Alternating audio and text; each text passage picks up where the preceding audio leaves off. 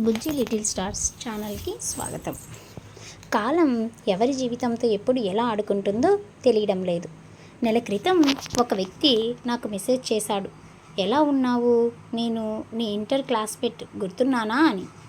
నాకు చాట్ చేసేంత ఓపిక లేదు, కాల్ చేయినా అని అడిగాను. సరే అనడంతో కాల్ చేసి మాట్లాడాను. అతడి మాటలు అర్థం కావడం లేదు, తాగుబోతు మాటల్లో అనిపించింది. నాకు ఒక్క క్షణం అనుమానం, పొరపాటుగా ఎవరికైనా చేసేసానా అని.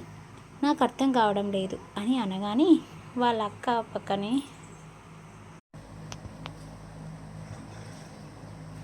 అర్థం కావడం లేదు నాకు అర్థం కావడం లేదని అనగానే వాళ్ళ అక్క పక్కనే ఉండి ఫోన్ తీసుకొని మాట్లాడారు. అతడి పేరు మంజునాథ్. మంజుకి 3 ఏళ్ల క్రితం యాక్సిడెంట్ అయ్యింది. 6 నెలలు కోమాలో ఉండిపోయాడు. ఇప్పటికీ అతడికి 3 ఏళ్లలో జరుగుతున్నది మర్చిపోతున్నాడు అంది. నాకు నమ్మడానికి చాలా సమయం పట్టింది. మరి నన్ను గుర్తుపట్టుకున్నాడే అంటే 3 ఏళ్ల క్రితం గుర్తుంది, ప్రస్తుతానికి మర్చిపోతున్నాడు అంది అక్క. మా క్లాస్లోనే చాలా పొట్టోడు అని, కానీ అల్లరోడు. అందరినీ నవ్విస్తూ చాలా యాక్టివ్గా అతడు. పెళ్ళయింది, భార్య క్లాసికల్ డాన్సర్. పూర్తి స్వేచ్ఛ ఇచ్చాడు, సపోర్ట్ ఇచ్చాడు. హ్యాపీ కపుల్స్ అని చెప్పొచ్చు. వారి ప్రేమకు ప్రతిరూపంగా బాబు బెంగళూరు నుండి హైదరాబాద్ వెళ్ళి వారం తర్వాత ట్రిప్ ఎంజాయ్ చేసి తిరిగి వస్తుండగా యాక్సిడెంట్ జీవితాన్ని తలకిందులు చేసేసింది. భార్య సాఫ్ట్వేర్, భర్తను కాపాడుకుంటూ కుటుంబాన్ని చూసుకుంటుంది. నేను బాగున్నాను అంటున్నాడు, కానీ ఉద్యోగం ఇచ్చే ధైర్యం ఎవరూ చేయడం లేదు. రెస్ట్ తీసుకో అంటున్నారు. ఫ్రెండ్స్ అందరి గురించి అడిగాడు. ఒక్కరితో కూడా టచ్లోనే లేను, నాకు తెలియదు అని చెప్పాను.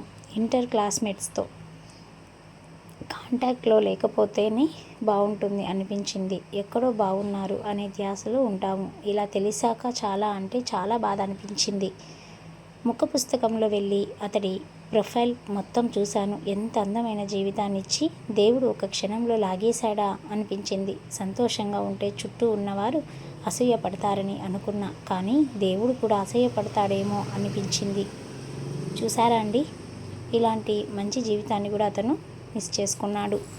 సో అలా మనకి జీవితంలో ఎప్పుడు ఎలాంటి విచిత్రాలు జరుగుతాయో చెప్పలేము. కాలం ఎవరి జీవితంతో ఎలా ఆడుకుంటుందో తెలియడం లేదు కదా. సో నెల క్రితం అతను మంచిగా ఉండి ఫ్యామిలీ మంచిగా ఉండేవాడు. ఇప్పుడు చూస్తే తను యాక్సిడెంట్ అయ్యి ఒక జాబ్ లేక ఫ్యామిలీకి సపోర్ట్ ఇవ్వలేకపోతున్నాడు. సో ఇలాంటి బాధలు ఎన్నో ఉంటాయి అందరి జీవితాలలో. సో మనుషులే కాదు అసూయపడడం, దేవుడు కూడా అసూయపడతాడనేది ఇలాంటి నిజ జీవితంలో వినిపిస్తుంది. సో ఇలాంటి మరిన్ని మంచి స్టోరీస్ కోసం మన ఛానల్ని సబ్స్క్రైబ్ చేసుకొని పక్కన ఉన్న బెల్ ఐకాన్ని క్లిక్ చేసుకోండి. న్యూ వీడియోస్ నోటిఫికేషన్స్ మీకు వస్తాయి. మన ఛానల్లో ఫన్నీ జోక్స్,